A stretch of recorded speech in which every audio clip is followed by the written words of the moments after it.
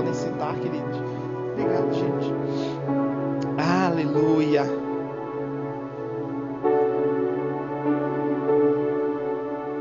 E eu já quero que você vá abrindo comigo em Mateus 26, 26. Culto de ceia. Culto de celebrar a nossa aliança, amém? Aleluia. Mateus 26, 26. E hoje vamos falar um pouco sobre aliança. Não é todo culto de ceia que falamos especificamente sobre aliança, mas hoje vamos tocar nesse assunto. E Mateus 26, 26 vai dizer assim: enquanto comiam, Jesus pegou um pão, deu graças, quebrou e deu aos seus discípulos, recomendando: tomai e comei, isto é o meu corpo. Em seguida, tomou um cálice, deu graças, entregou aos seus discípulos, proclamando: bebei deles, todos vós, pois isto é o meu sangue da aliança, derramado em benefício de muitos, para a remissão de pecados. E vos afirmo que de agora em diante não tomarei desse fruto da videira, até aquele dia em que beberei o novo vinho convosco no reino de Deus. E assim, após terem cantado o hino de louvor, saíram para o Monte das Oliveiras. Esse texto hoje me mexeu muito comigo, porque o Espírito Santo começou a me lembrar. Acho que diminui um pouquinho o retorno. Começou a me lembrar essa última parte que fala que após ter celebrado a ceia, Jesus, após ter feito o ritual da ceia, Jesus celebrou a ceia cantando hinos de louvor. Gente, ele sabia que ia ser traído. Ele sabia, ele estava indo para o lugar das oliveiras, onde ele suaria gotas de sangue. Ele sabia o que ele ia passar naquela cruz. Mas mesmo assim, por entender o poder da ceia, antes de tudo isso, sabendo de tudo isso, ele celebrou, ele louvou, ele cantou hinos de gratidão a Deus. De repente vê o retorno dos outros microfones. O que isso me mostra do nosso irmão mais velho, do nosso modelo? Que independente do que ele sabia que ia passar, independente do que ele sabia que vinha contra ele, ele sabia em quem ele estava crendo, ele sabia quem ia livrar ele sabia a aliança que ele tinha, e por isso ele celebrava. Que exemplo! Por isso ele louvava, por isso ele cantava a Deus, sabendo que ia vir coisa muito ruim, mas o foco dele não estava nessa coisa ruim passageira. Ele sabia que algo muito maior viria. Ele sabia que a atitude de obediência dele traria ele de volta dos mortos. Nós temos uma aliança e precisamos entender essa aliança que temos com o nosso Pai. Porque Jesus entendia essa aliança e por isso celebrou. A celebração vai fazer toda a diferença, gente, em seja qual for a situação. Aleluia. Você vai entender daqui para o final. A aliança, ela não é apenas um ritual.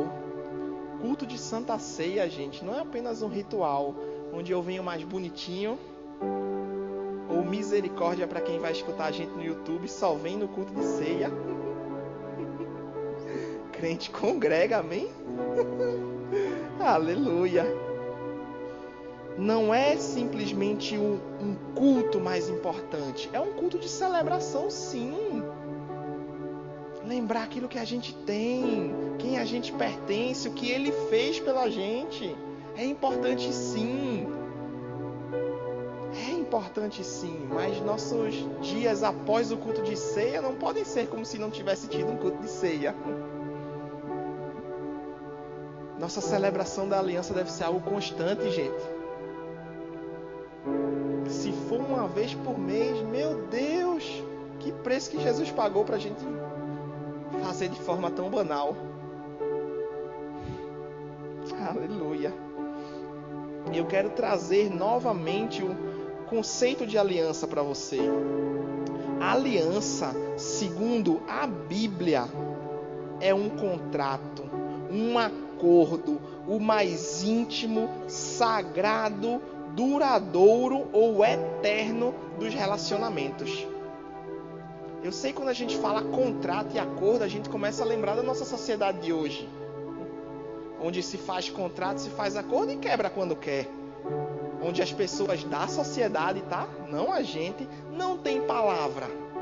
Diz que vai fazer, mas não faz. Promete cumprir, mas não cumpre. Na época bíblica, na época de Jesus, quando se falava de aliança, que se falava de fazer um acordo, eles sabiam que aquilo ali era eterno. Eles sabiam que aquilo que eles estabelecessem, eles não iam fazer diferente. Mesmo que depois eles se arrependessem. Mas eles tinham assumido um compromisso. Eles tinham assumido uma responsabilidade. Deus assumiu um compromisso com a gente. Deus assumiu uma responsabilidade com a gente. E a parte dele, ele vai manter até o final. Mas precisamos entender que temos a nossa parte também. Compromisso mútuo. Um relacionamento eterno que é uma via de mão dupla. Não é me dá. Essa parte é. Mas não é só isso não, gente. Nós temos uma aliança. Nós temos um compromisso com o nosso Pai. E esse compromisso é indissolúvel. Esse compromisso não termina. Esse compromisso não terminou porque entrou coronavírus, nem uma próxima crise que vier. Esse compromisso é eterno. Amém. Aleluia. Aleluia. E eu quero que você já vá abrindo comigo em João 10:10. O que esse compromisso nos trouxe? Sempre que uma aliança era estabelecida, havia uma mudança de situação. Havia uma transformação em alguma coisa.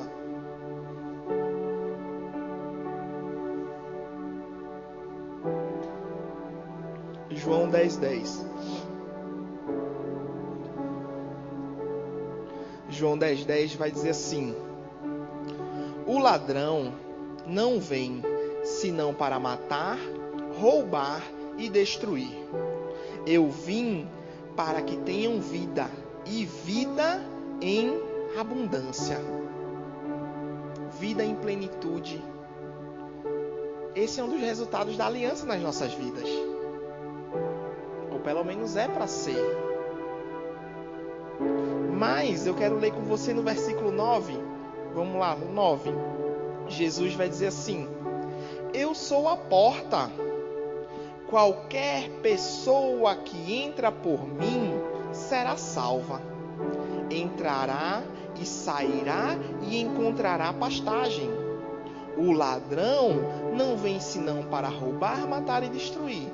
Mas eu vim para que tenham vida e vida em abundância. Versículo 11. Eu sou o bom pastor.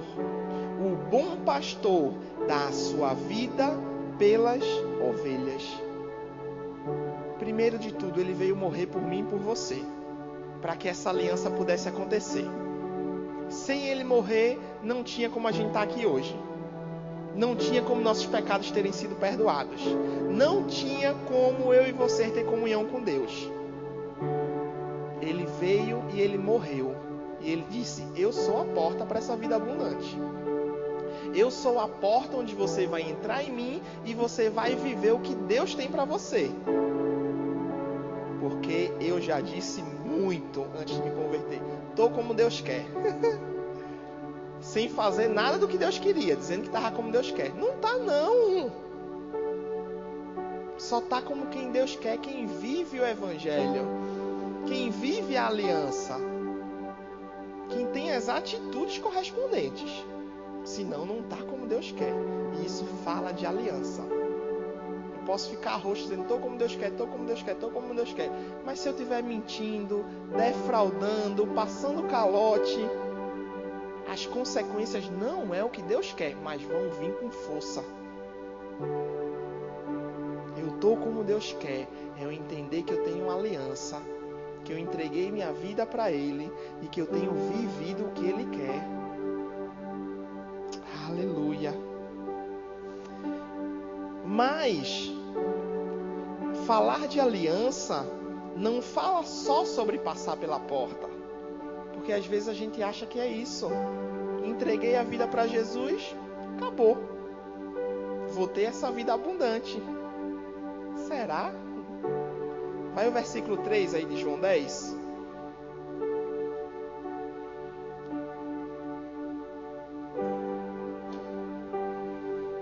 João 10, 3. Vai dizer assim, ó.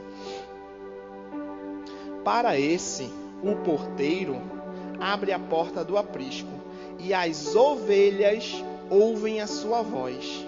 Ele chama cada uma das ovelhas pelo nome e as guia para fora. E depois de conduzir para fora todas as que lhe pertencem, vai adiante delas, e elas o seguem por reconhecerem a sua voz. Eu entro pela porta, eu passo pela porta, mas depois dessa porta eu tenho que ouvir o que meu pai fala comigo. Eu tenho que ouvir as suas instruções. Aqui ele falou sobre guiar. Como é que alguém vai guiar outro que o outro não escuta? Que o outro não obedece? Eu gosto muito do exemplo do GPS, gente. Eu posso ter o GPS lá, tá lá o Waze no meu carro. Diz, vai para a direita. Eu disse, não quero, quero ir para a esquerda. Não vou chegar no destino. E muitas vezes a gente tá assim, não, eu vim para o culto de ceia, comi o pão, bebi o cálice, mas minha vida tá um caos. Comer o pão e beber o cálice é uma parte importantíssima. Mas viver na segunda, na terça, na quarta, na quinta, na sexta é tão importante quanto. E é por isso que tem tanto crente frustrado. Porque está achando que Deus vai abençoar sem obedecer. Não acontece.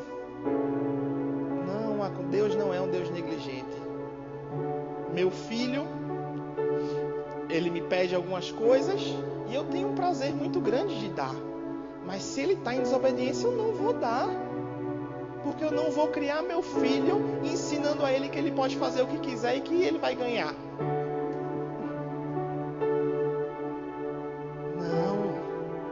Não ganha, gente. Você pode até fazer isso com seu filho, para não ter estresse e que ele não chore. Mas saiba que está criando um monstrinho. E depois não sabe por que coisa acontece. É sério, gente. É sério. A gente precisa entender que nosso Deus, ele não é negligente. Nós temos uma aliança e precisamos andar nisso. Amém. Aleluia. Vamos lá, vamos chegar no bom lugar. Um exemplo para seguir passos da aliança é o casamento. O casamento é um exemplo maravilhoso sobre o que é uma aliança. E sobre essa questão de seguir passos, ouvir a Deus, obedecer a Deus, estudando aliança, isso se chama de termos. Termos da aliança. Deus nos chama para fazer uma aliança. Jesus Cristo nos chamou para fazer uma aliança. Nós entregamos a vida para Ele, aceitamos. Depois tem os termos da aliança, que é o que eu preciso fazer, a parte que Ele faz. A gente cantou que Ele é maior que tudo.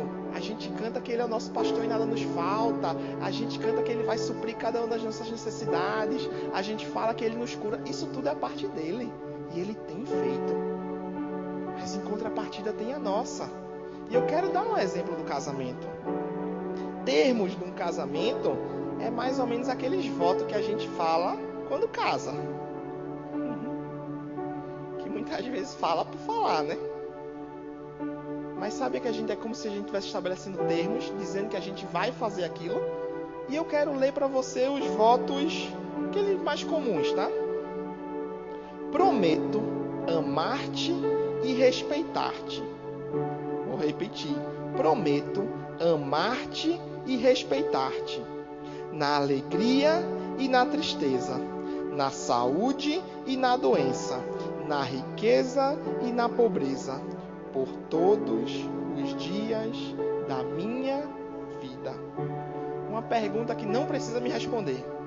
Se eu não amar de forma prática, se eu não respeitar meu cônjuge, como eu disse, independente do dia, os desejos, as vontades, chegar no consenso, eu vou ter um casamento feliz?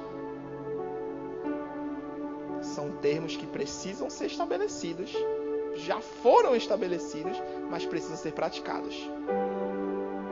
Na vida com Deus, tem muita coisa que Ele falou com a gente, que se a gente não fizer, não adianta chorar. E não adianta dizer, cadê Deus? O Evangelho é prático, gente. Uma aliança é algo prático. É algo que eu preciso entender qual é a minha parte. O que eu preciso fazer? Vamos lá. João 6, 53. João 6, 53. Estamos falando de aliança. Ele entregou sua vida por nós. Nós entramos nessa aliança. E agora tem uma parte que nos cabe para viver a vida que Deus tem para a gente, para viver a vida abundante. E João 6,53 é um texto que me confronta demais, demais. Vai dizer assim, ó, isso é Jesus. Então, Jesus os advertiu. Em verdade vos afirmo, se não comerdes a carne do Filho do Homem e não beberdes o seu sangue, não tereis a vida dentro de vós. Todo aquele que come a minha carne e bebe o meu sangue tem a vida eterna, e eu o ressuscitarei no último dia. Pois minha carne é a verdadeira bebida, comida, e o meu sangue a verdadeira bebida. Aquele que come a minha carne e bebe o meu sangue permanece em mim e eu nele. Assim como o Pai que vive em mim me enviou e eu vivo por causa do Pai, aquele que se alimenta de mim viverá por minha causa. Eu sei que você tem plena consciência que aqui não está falando de canibalismo, né? E também não é só o ritualzinho de beber o cálice e comer o pão, não. Aqui fala sobre viver o Evangelho. Viver os ensinamentos de Deus. A ceia que vamos participar daqui a pouco, gente, não é só um ritualzinho, não. Onde eu venho e fiz aquilo e bati meu ponto, não. A ceia é a celebração. Quando eu e você estamos participando da ceia, nós estamos dizendo que eu entreguei a vida para Ele. Que é Ele que direciona cada atitude minha. Que eu vivo dia após dia, não mais olhando para o meu umbigo. Mas a minha vida diária é moldada por Ele. Porque eu não sei você, mas quando eu entreguei minha vida para Jesus, estava um trapo. E eu sabia que do jeito que estava, não ia para canto nenhum mais não. Mas aí quando a gente entrega, a gente tem que cair de cabeça nessa proposta. De viver o que Ele tem. De viver o que Ele quer. De seguir os seus ensinamentos. Ou Jesus mesmo está dizendo, você está achando que é, mas você não tem parte comigo. Só se viver. Isso pode parecer pesado, duro, mas é a única forma, gente, de o Evangelho, de o poder de Deus, de aquilo que a gente tanto lê na Bíblia ser real nas nossas vidas. É a única forma de a vida abundante e plena ser real nas nossas vidas. Não ser só um conhecimento. A gente poder dizer assim, funciona, porque eu estou vivendo. E sobre falar de viver para si mesmo, me veio muito forte hoje enquanto eu estava orando, que com certeza tem pessoas aqui muito frustradas. Algumas estão até olhando assim, dizendo, o que eu estou fazendo é até o que eu queria. Os planos que eu estou seguindo estão acontecendo. Mas mesmo assim, se eu parar um pouquinho, vem uma frustração. E eu quero te dizer o porquê você está nessa frustração. Isso se chama zona de conforto. Onde você não está vivendo para Deus, mas para você mesmo. E eu quero dizer que zona de conforto é diferente de um lugar confortável. Porque às vezes minha cabeça dava uma... Não, mas você está falando zona de conforto, conforto.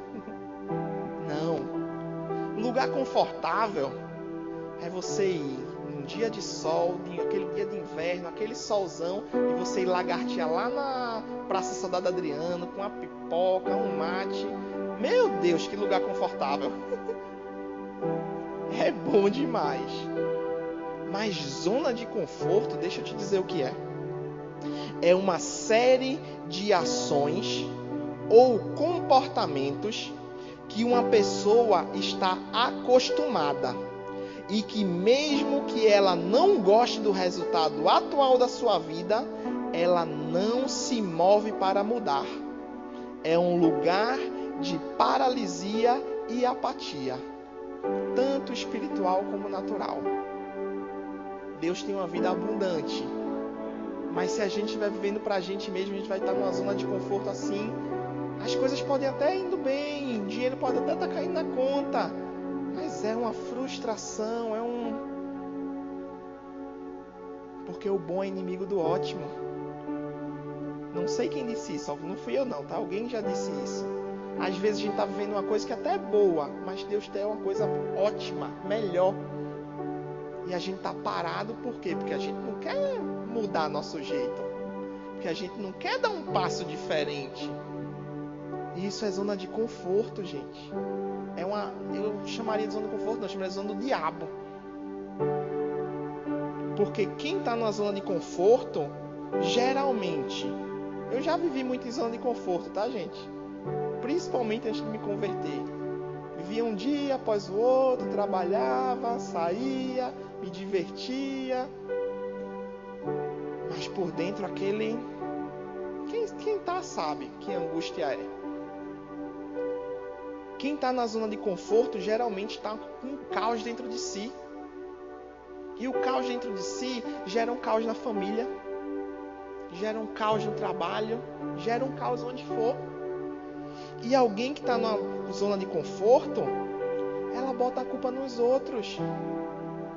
Porque meu cônjuge, porque meu filho, porque meu pai, porque meu tio, porque meu chefe.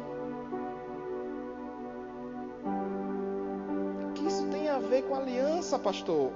Abre lá em Romanos 6:4. Romanos capítulo 6, versículo 4.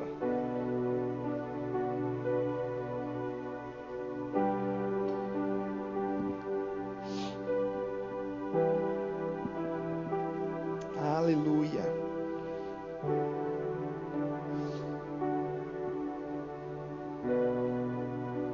Romanos capítulo 6, versículo 4. Vai dizer assim: portanto, fomos sepultados com ele na morte, por meio do batismo, com o propósito de que, assim como Cristo foi ressuscitado dos mortos, mediante a glória do Pai, também nós vivamos uma novidade de vida. Eu e você que nascemos de novo, Primeira coisa que aconteceu quando a gente entrega a vida para Jesus, a gente morre para a gente mesmo. Nosso velho homem morreu. Nosso achismo, nosso eu sou, morreu. E o que acontece? Nós fomos batizados em Cristo. Gente, quando a Bíblia está falando aqui, batizado em Cristo, não está falando do ritual de batismo não, tá? Está falando sobre você ser imerso dentro de Deus. Batismo significa imersão. É como... eu estou bebendo mesmo, tá? Imergi meu dentro. Batizei meu dentro d'água. Isso é batismo. Aquele batismo que a gente faz, o ritual, é uma representação do que está fora. É uma representação, do que já aconteceu. É uma representação. É de Deus fazer. Mas batismo nas águas, o ritual, não salva ninguém.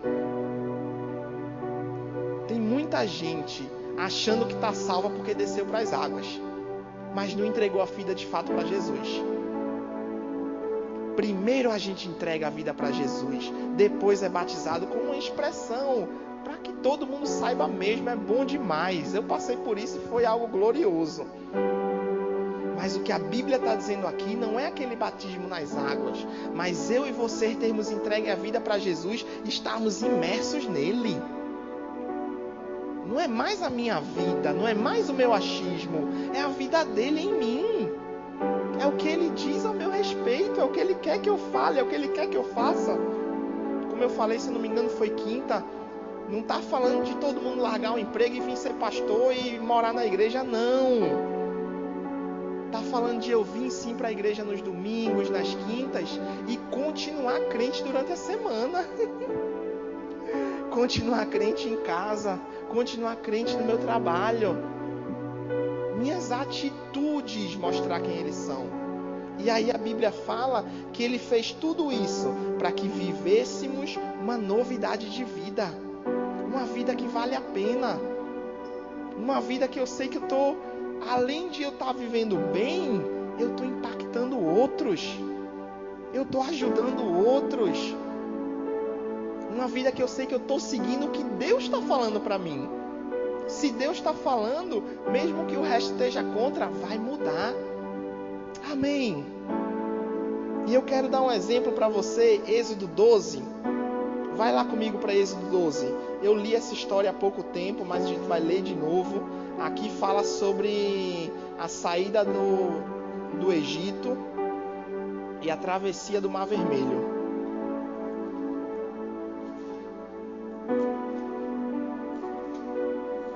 Viver numa zona de conforto nos paralisa. De fato, a gente não vive, a gente fica parado. Mas viver o que Deus tem pra gente vai nos colocar em movimento. E Êxodo 12, 36.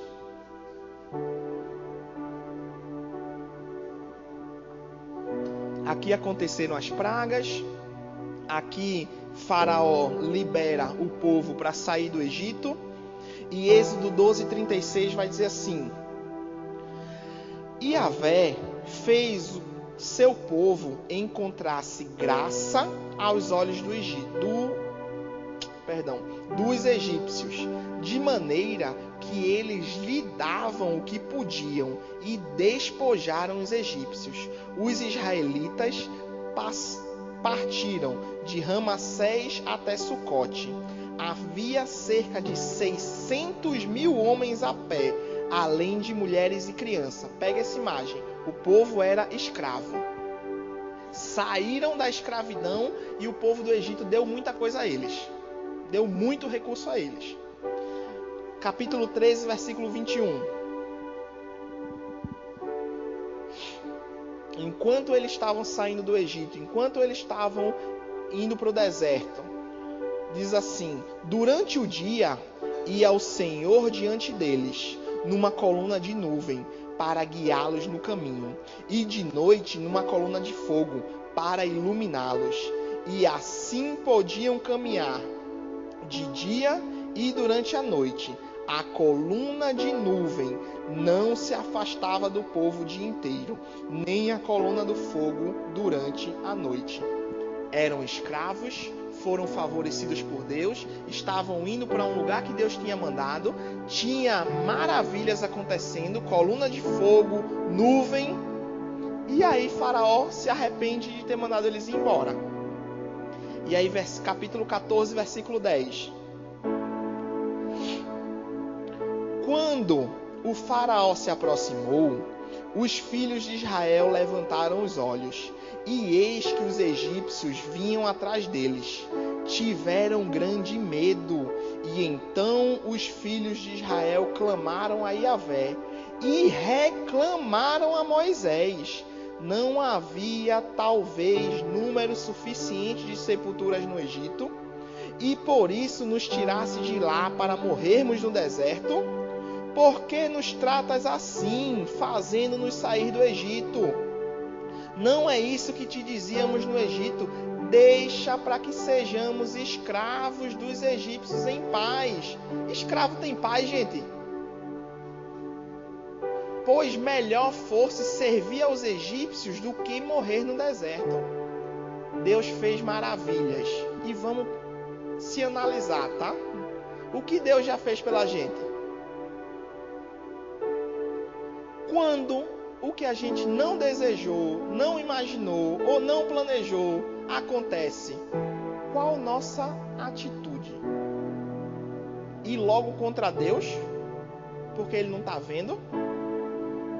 Ir logo reclamar? Porque cadê tu, Deus? E esquecer do que Ele já fez, como esses egípcios? Essa não pode ser nossa atitude não, gente.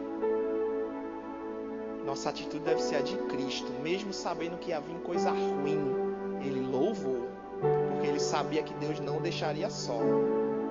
Mesmo vindo a pressão dos infernos, ele disse: eu vou louvar, cantar um hino de louvor, meu Deus.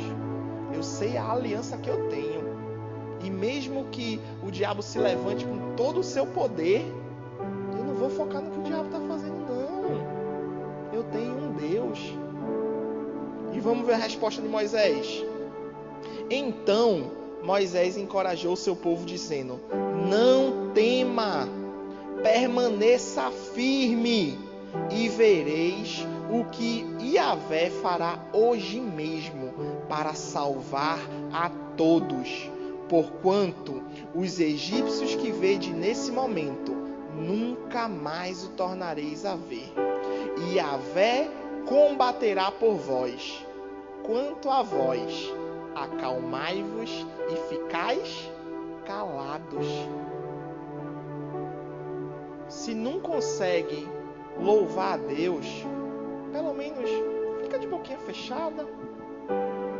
Não fica reclamando, não. Porque quando a gente está reclamando, a gente está exaltando o que o diabo faz e esquecendo quem Deus é.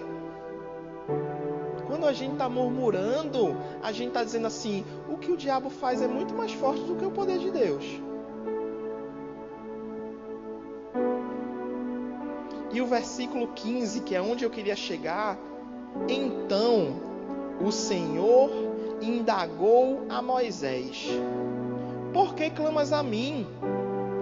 Dize aos filhos de Israel que marche avante. Ele simplesmente não disse: fica calado e quieto. Não, já tem instruções que eu estou dando. O que eu falei para você fazer, não é porque o diabo se levantou contra que você vai parar. Você vai continuar. Até que o mar vermelho se abra. Para de murmurar e continua a obedecer. E aí minha pergunta para você: o que você tem ouvido nessa igreja, quintas e domingos, sobre o que a gente tem para fazer, sobre quais instruções Deus tem?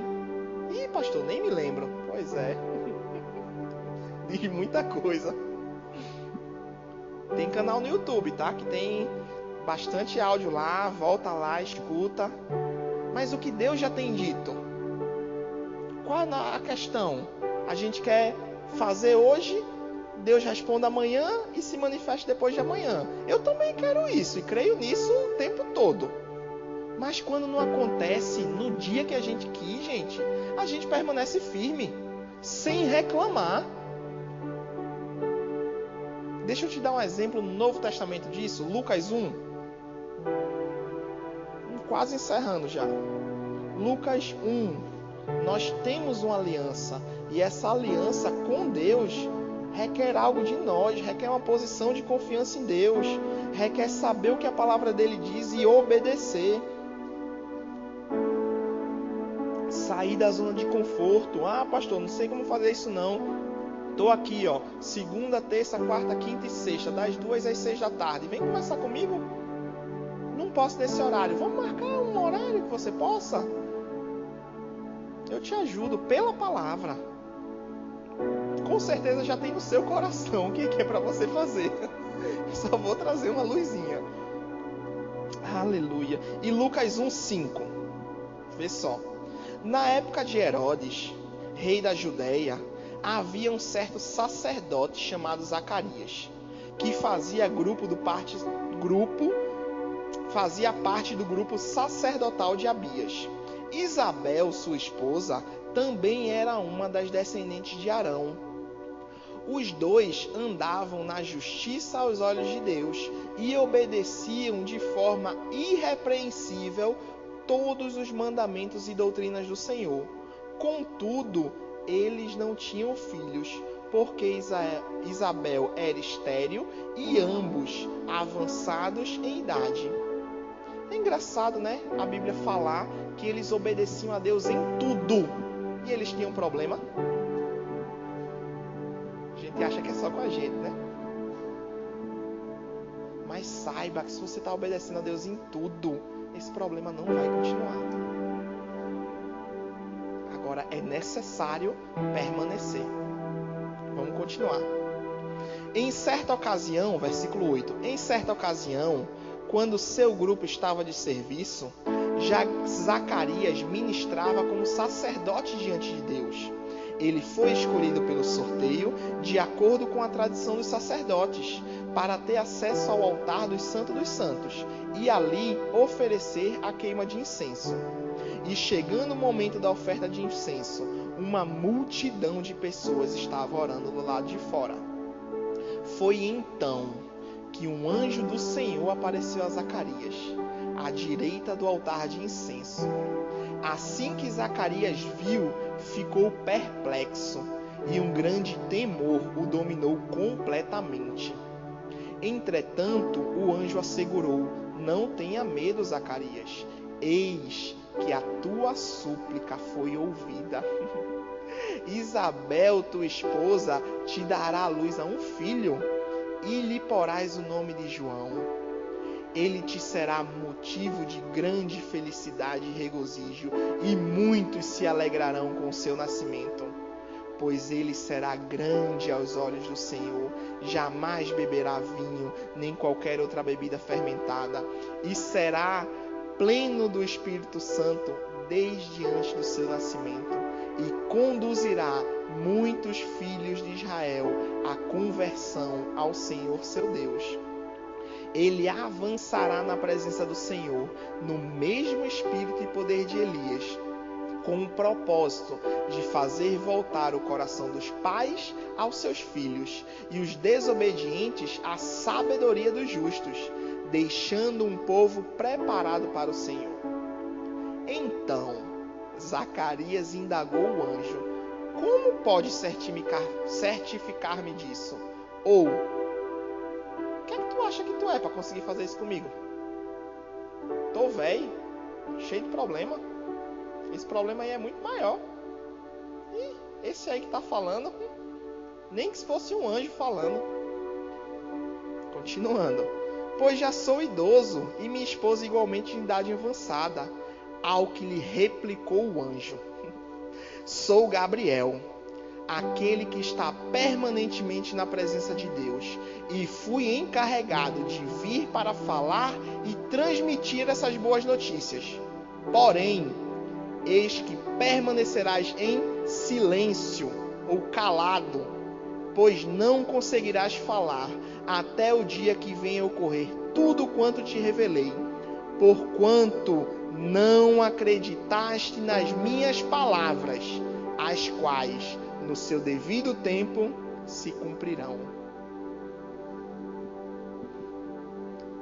vezes a gente está que nem Zacarias. Deus está falando, a palavra de Deus está falando. Em vez de a gente crer, louvar, dizer, não sei porque não está acontecendo ainda, mas vai acontecer, a gente está dizendo assim, ih, Deus, cadê? Com Zacarias, ele ficou mudo mesmo, literalmente. Com a gente é bom que a gente fique assim também, gente. Mas exercendo nosso domínio próprio. Quando não crê, não fala.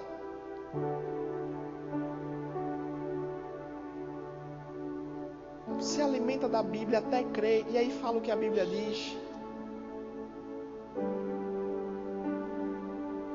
É um dos termos da aliança, nossa palavra, nossa boca. Estamos amarrados ao que falamos. Sabe muitas vezes o problema grande que está na nossa vida? Culpa da nossa boca, que está falando nele constantemente, dizendo é assim. Quando minha mãe orava por mim, para eu me converter, o que é que ela achava? Garrafas de bebida por toda a casa e carteiras de cigarro. E o que é que ela dizia? Meu filho é uma bênção. Meu filho vai entregar a vida para Jesus. Meu filho vai deixar de ir para essas farras. Meu filho vai ser um homem de Deus. Minha mãe não estava falando que não estava vendo, não. Não era porque ela estava negando a realidade, não. Mas ela entendeu aquilo que ela queria ver. Ai, minha vida é tão difícil, tão difícil. Gente, se tem uma palavra que eu tenho assim, ó, vontade de rasgar ela do dicionário, essa palavra difícil. Não por ela em si, tá? Mas uma coisa que aconteceu comigo. Quando eu falava difícil, geralmente a palavra que estava na minha mente era impossível. Eu falava assim, isso é muito difícil. E minha mente já processava, eu nunca vou conseguir fazer isso. Isso nunca vai acontecer. E eu falava, isso é difícil. Eu acabei me trabalhando para trocar o difícil por desafiador. Não é difícil, é desafiador. E eu posso vencer esse desafio. Não é difícil, é um desafio, pode ser enorme, mas eu vou seguir cada passinho para chegar lá. Eu vou obedecer a Deus em cada passinho e eu vou ver isso acontecer. Agora a gente fica exaltando a dificuldade, exaltando aquilo que a gente não consegue, tá conseguindo ver diferente. E nunca vai mudar enquanto falar isso.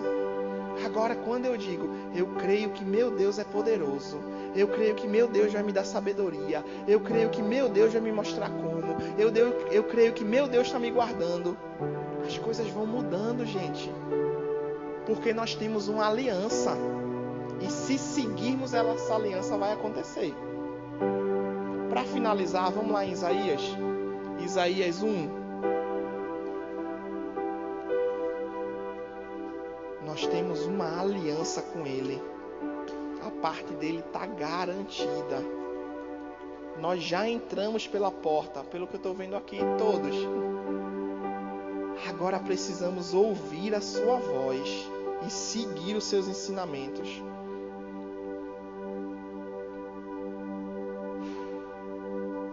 Isaías 1:16.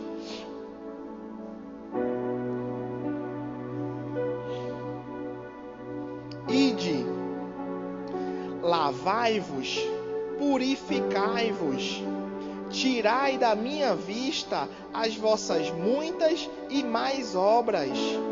Cessai imediatamente de praticar o mal.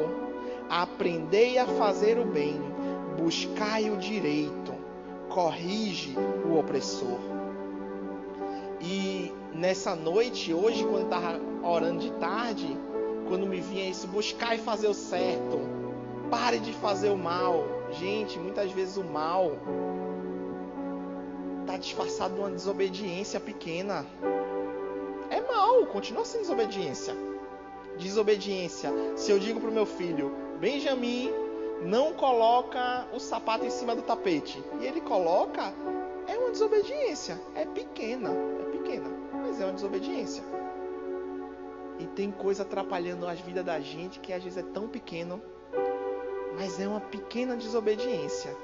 É uma pequena Esqueci o nome do troço lá do avião, mas tem o avião, tem o bico do avião. O avião tem uma rota para ir de repente daqui para Recife. Se ele desobedecer a ordem, se o piloto desobedecer aquela rota e virar meio milímetro, quando passar 3.000 quilômetros, ele não chega em Recife, não. Não sei se você consegue me entender. Tem coisa muito pequena, às vezes, na vida da gente, que pra gente pode ser pequeno e Deus nem tá vendo e não tem problema nenhum da gente tá fazendo. Mas isso tira um milímetrozinho na nossa vida e a gente esquece que a vida da gente não é um tiro de 100 metros, mas é uma maratona. Que nossa jornada com Deus não é de uma semana, é de uma vida toda. Mas se a gente ajusta a rota, se a gente ajusta a rota um pouquinho, a gente vai para o lugar que Deus deseja a gente. Continuando, versículo 18. Então assim, vinde e arrazoemos, diz o Senhor. Ainda que os vossos pecados sejam como escarlate, se tornarão alvos como a neve. Ainda que vermelhos como o carmesim, se tornarão brancos como a lã.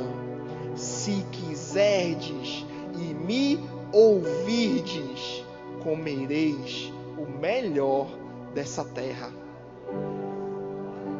O que Deus quer é isso pra gente. A nossa aliança que Ele tem é isso pra gente. Mas qual é o termo? Ouvir e obedecer. E aí é o melhor dessa terra, gente. Não é o bom, é o melhor.